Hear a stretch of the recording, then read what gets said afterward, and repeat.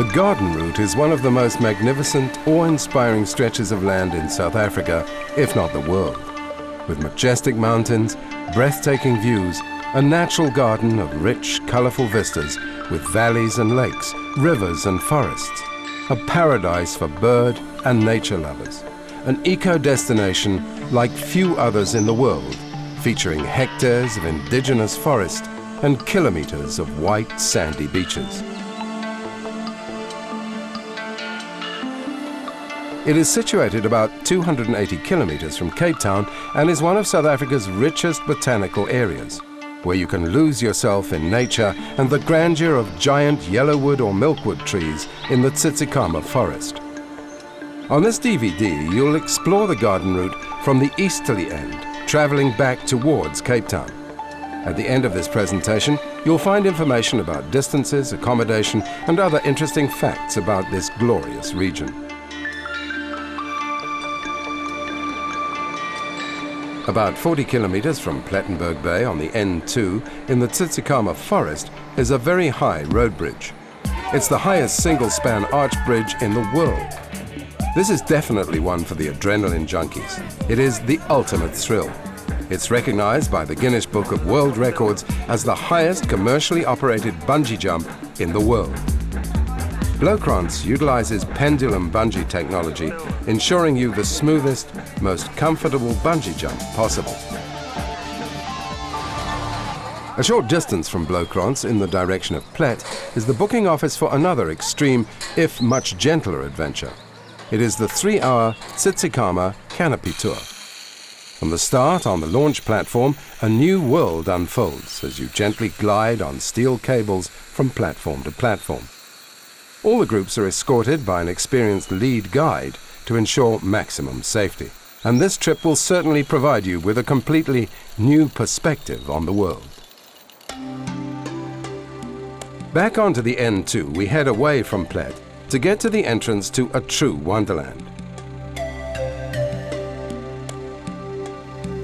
where the booming breakers of the Indian Ocean relentlessly pound rocky shores, where temperate high forest and fynbos roll down to the sea in a verdant carpet, where ancient rivers carve their paths into the ocean down rocky ravines. This is Tsitsikamma National Park, the place of much water, as it was known to the indigenous San people. The area is rich in places to explore by crossing the suspension footbridge or by taking a slow, meandering cruise up the Storms River Canyon to discover the mystery of the caves and fissures.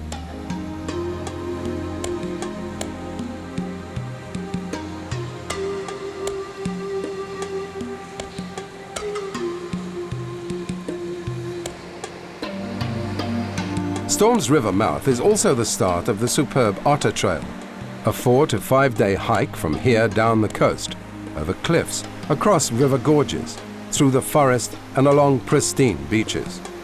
It is one of the great nature trails of the world, and if you have the time and energy, it is a must.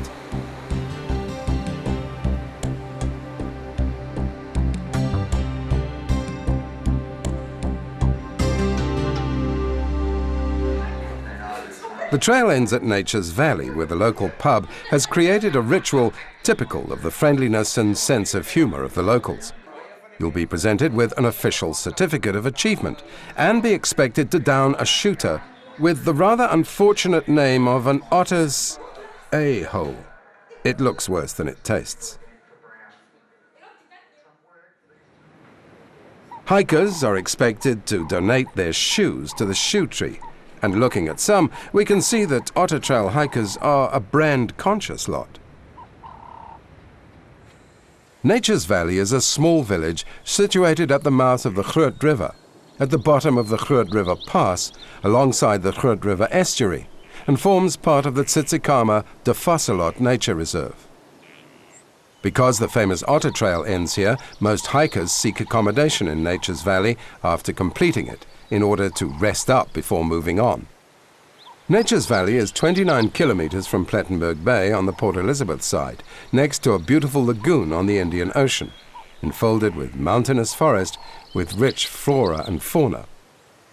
Arguably the most beautiful part of the garden route, Nature's Valley is unique in that it lies nestled in the Tsitsikamma National Park coastal forest, the only residential area within a South African national park. On the N2 towards Plettenberg Bay, about 15 kilometers before you reach it, is a gem of an area to visit. Monkeyland is a modern primate sanctuary established in a pristine natural high canopy forest, which is well suited to those primates fortunate enough to live there. Perhaps the most significant aspect of the sanctuary is that it is both a multi-species and free-roaming facility. The safaris, which are fun and exciting, are also educational and generally result in visitors leaving the sanctuary with a whole new focus on the primates of the world and the problems they are facing. Right next door to Monkeyland, you'll discover Birds of Eden, a remarkable bird sanctuary. This is a pristine, lush, multi-canopy forest full of monkey vines, mosses, and on the forest floor, a carpet of ferns. This forest is alive with indigenous and exotic birds in free flight. The Bird Project is designed to allow pet owners the opportunity to do the right thing, meaning that, if they so wish, they can release pet caged birds into the 2.4 hectare forested bird sanctuary to live as near normal a life as it would have been possible had they not been captive. And all the while, the pet owner remains the owner of the bird.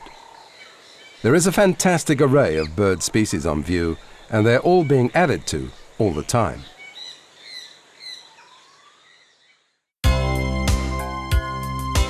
If you love the sea and enjoy the outdoors, then Plettenberg Bay is the place for you.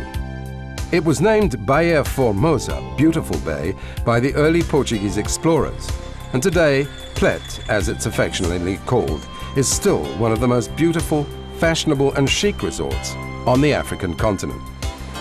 Plet boasts 3 beautiful beaches, Robberg, Central and Lookout, and offers excellent deep-sea fishing.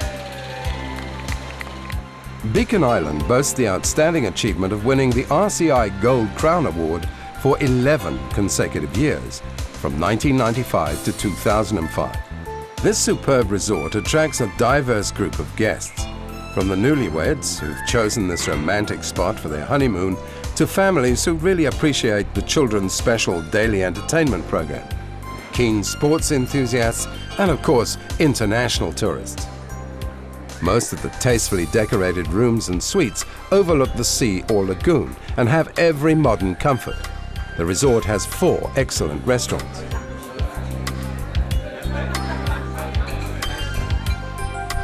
As it's a center for the rich and famous, Plet has a superb array of top-class restaurants with something for virtually every taste. The atmosphere of each complements the laid-back holiday informality of the town, and they all have stunning views across the bay. Plet's also a popular spot for caravanners and campers and has well-appointed facilities to cater for them.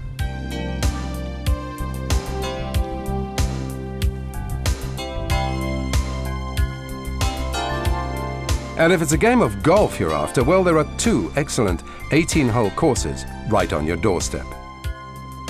If after all the good living you want to burn off some calories, you might like to hike along the 3 or 4 kilometer Milkwood Trail in and around the town, or go exploring the Robberg Nature Reserve, from where you can almost be sure to spot whales and dolphins. The cave on the western side of the peninsula is a particularly good spot from which to sight whales and dolphins playing in the surf.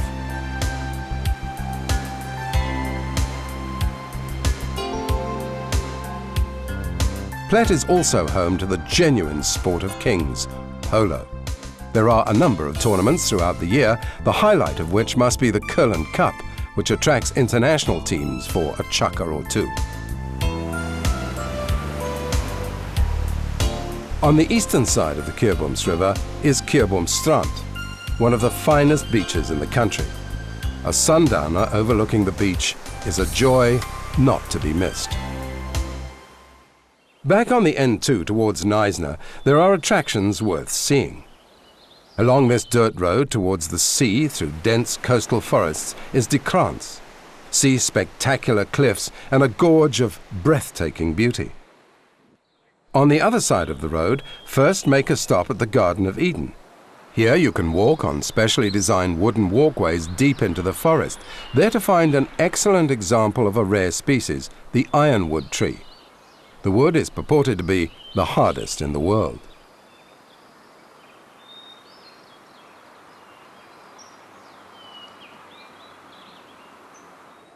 Very popular with adults and children alike is the famous Knysna Elephant Park. Here you can get up close and personal with these gentle giants. You can feed them, pet them, even take a ride on them, and the baby is particularly popular with youngsters. There's even an overnight offer where you can sleep with the Ellies in their boma. The well-trained and knowledgeable staff will tell you all you need to know about the Knysna elephants, considered to be the world's most southerly elephants.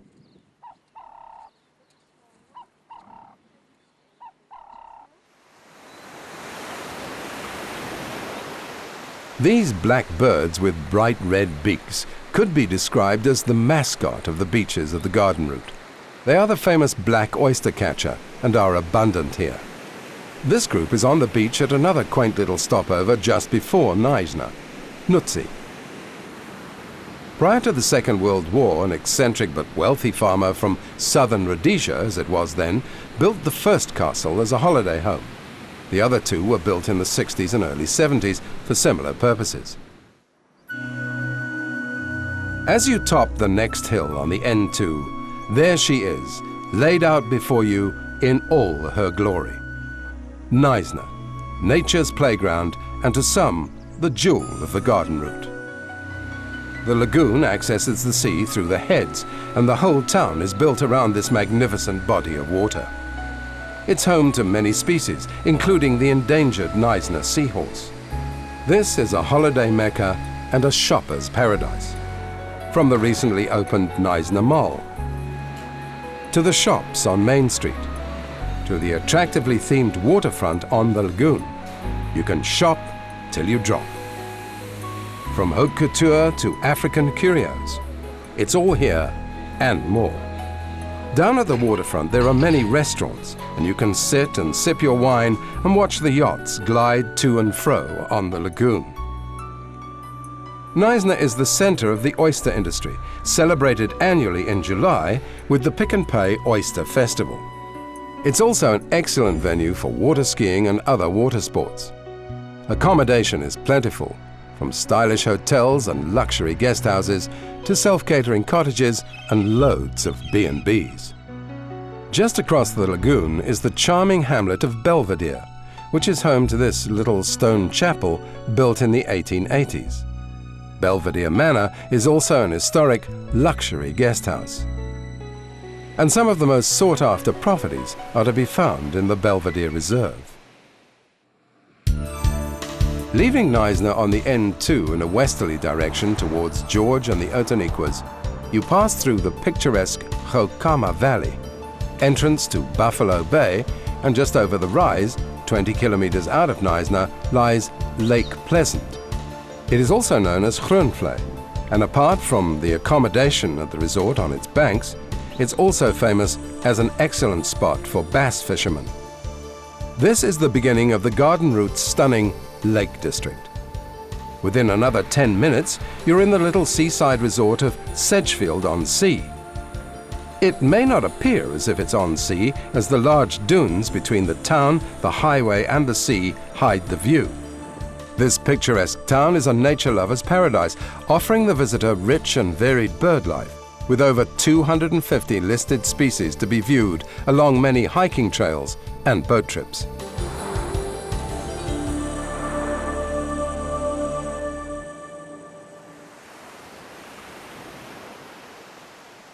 Accommodation is wide-ranging in Sedgefield. There's a hotel, numerous guest houses and B&Bs, backpackers' lodges, and self-catering cottages, all within easy reach of the town's main street. The railway station is one of the stops on the Knysna Choo-Choo Run, which runs between George and Knysna and is probably the most picturesque steam train run on the planet. Swartvlei is the largest of the lakes in the region. It's a fisherman's paradise and has the unique feature of the mouth of the lake emptying into the sea. Suatre Beach is a wonder, as is Gereka's Point. And alongside sun worshippers, you'll find snorkel divers exploring the rock pools at low tide and beach walkers picking up driftwood on the rugged and beautiful beach.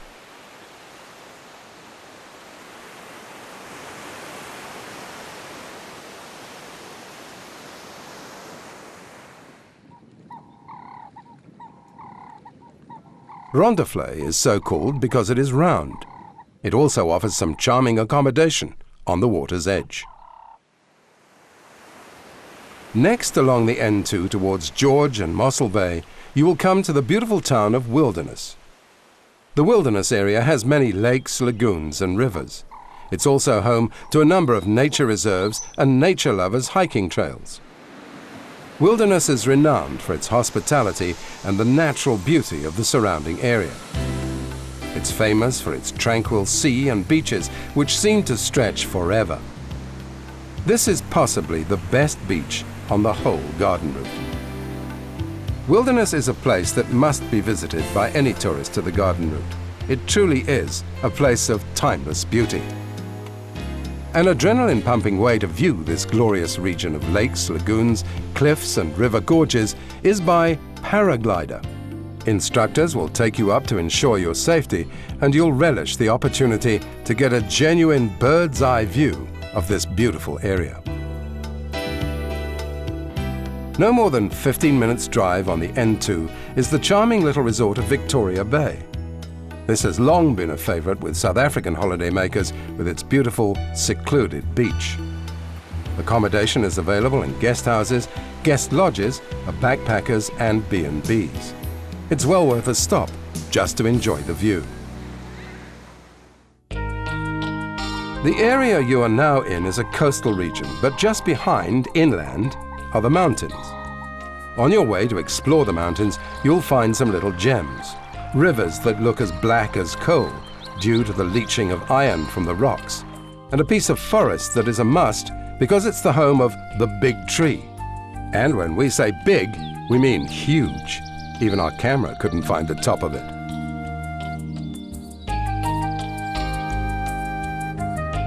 The major pass through the mountains here is on a dirt road which is kept in good condition. It's called the Montague Pass. It'll take about 2 hours to drive the pass through the mountains to George, so it's probably a better idea just to go to the foot of the pass and admire the breathtaking view.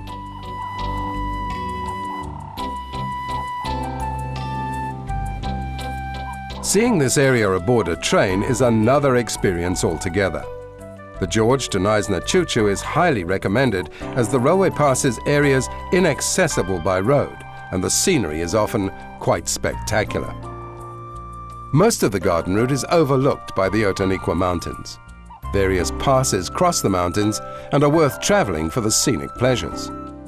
The old road between George and Knysna, still in use, offers an 82-kilometre very beautiful scenic drive known as the Passes Route. It links various small settlements and forest stations. There are also numbers of lesser-known passes to cross, which will definitely enhance your visit to the garden route area.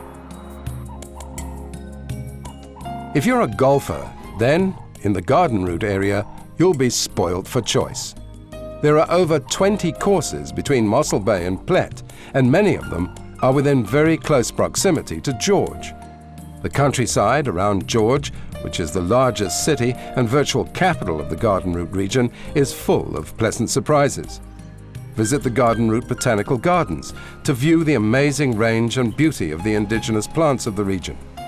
George Dam is a popular picnic spot.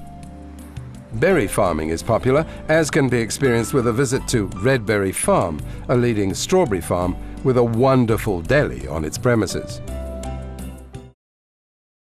When we create Amarula, we let nature take its course. At our plantation, we let our trees grow wherever they choose. Our irrigation system is erratic but effective. Our temperature control is self-regulating. And when our most stringent tasters arrive and give us the nod, this exotic fruit is distilled and blended with cream to create a superior drink for those special moments. Amarula, the spirit of Africa. And this area is the only area in South Africa where hops are grown successfully. Here they are harvested, stripped,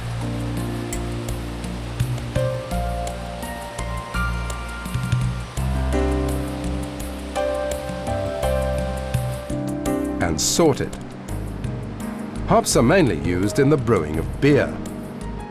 George Airport is the only airport in the region capable of handling big passenger jets, so it's the only place to fly to from the major centres of Cape Town, Johannesburg and Durban.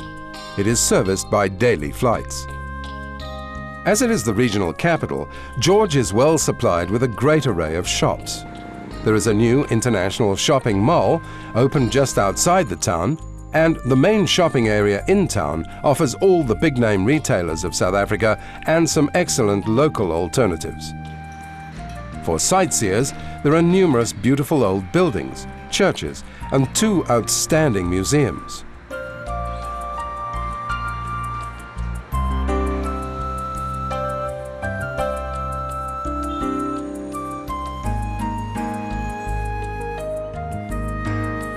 The George Museum and the Outeniqua Railway Museum, where you can see some fine examples of the heydays of the steam locomotive.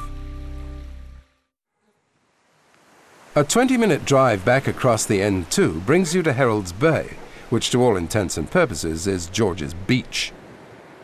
Many people have holiday homes here, including world-renowned South African golfer Ernie Els. In fact, he's even gone further and built an 18-hole golf course right next door. This beautiful little town offers a superb beach, rocks to clamber over, and the warm Indian Ocean to bathe in.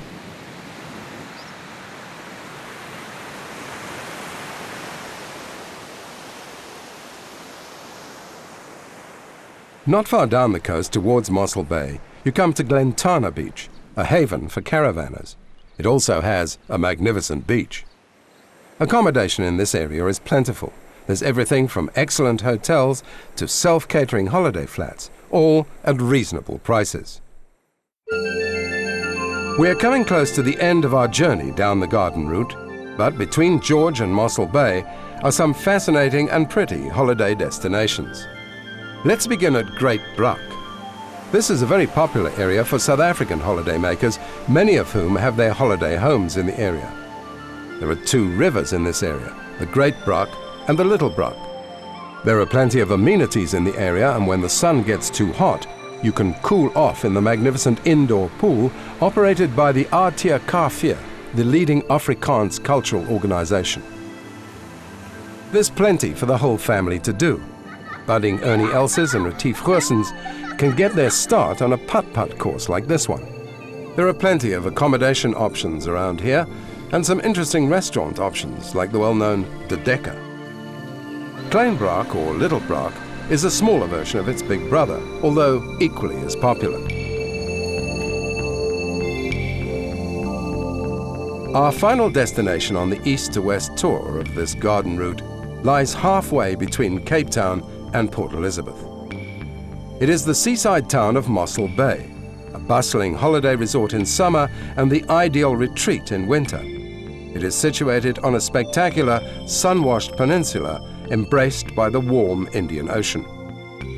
Also called the Karoo by the Sea town, Mossel Bay features in the Guinness Book of Records as having one of the mildest all-year-round climates in the world, second only to Hawaii.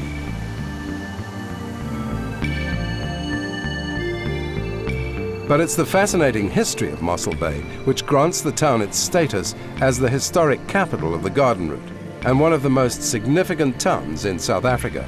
The first meeting ever between inhabitants of Europe and Africa on southern African soil occurred at Mossel Bay in 1488, when Bartholomew Dias, the famous Portuguese explorer, set foot ashore and encountered the ancient San people. The first trading between inhabitants of Europe and Africa on southern African soil occurred at Mossel Bay when Vasco da Gama anchored in 1497 and successfully traded with the local San tribe. The first post office on southern African soil was founded at Mossel Bay when in 1500 Pedro de Atade left a letter of importance in a shoe under a large milkwood tree. Mails still posted at the ancient post office, today a national monument.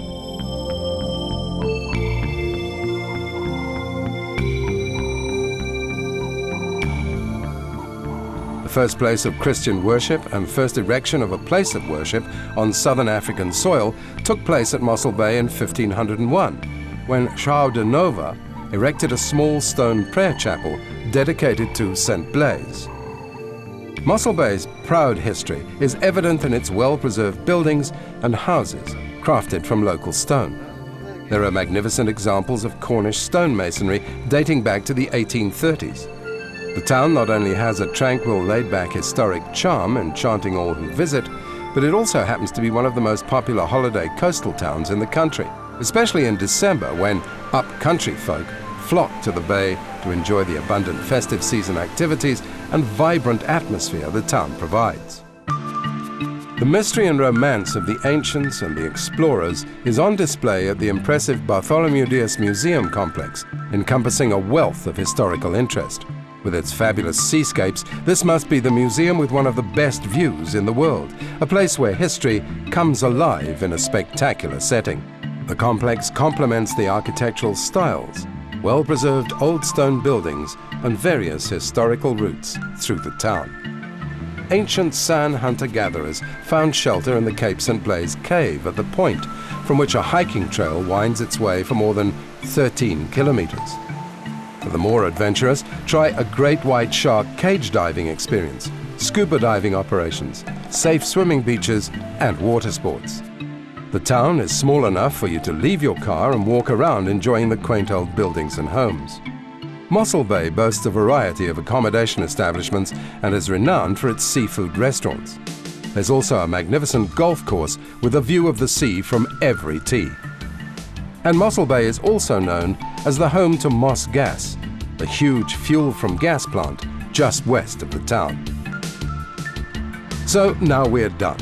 And we are sure you'll agree that South Africa's garden route is a place not to be missed. Come and see it for yourself, or if you've already been, don't leave it too long before we say how's it again. It is here with these beautiful images that Photos of Africa bids you adieu, hoping that we'll see you again soon in South Africa, a world in one country.